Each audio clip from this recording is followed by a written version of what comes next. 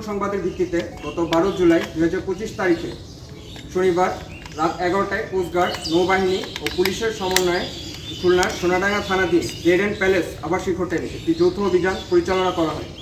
অভিযান চলাকালে উক্ত হোটেলের একটি রুমে তল্লাশি চালিয়ে একটি বিদেশি পিস্তল, 5 রাউন্ড পিস্তল বল, 2,37,000 টাকা মূল্যের 474 পিস ইয়াবাসহ একজন অস্ত্র ও মাদক ব্যবসায়ীকে আটক করা হয়। জব্দকৃত আলামত সহ আটককৃত ব্যক্তির বিরুদ্ধে পরবর্তীতে আইনানুগ ব্যবস্থা গ্রহণের নিমিত্তে সোনাডাঙ্গা থানায় হস্তান্তরের কার্যক্রম প্রক্রিয়াধীন রয়েছে। দেশের আইন শৃঙ্খলা পরিস্থিতি স্থিতিশীল রাখতে বাংলাদেশ কোস্টগার্ড 24 ঘন্টা টহল জারি রেখেছে, যার মাধ্যমে কোস্টগার্ডের আয়ত্তাধীন উপকূলীয় ও নদী তীরবর্তী অঞ্চলের আইন শৃঙ্খলা পরিস্থিতি, মাদক ও অস্ত্র পাচার রোধ অনেকাংশে উন্নত হয়েছে। মাদক ও অস্ত্র পাচার রোধ করতে কোস্টগার্ড ভবিষ্যতে এ ধরনের অভিযান অব্যাহত রাখবে।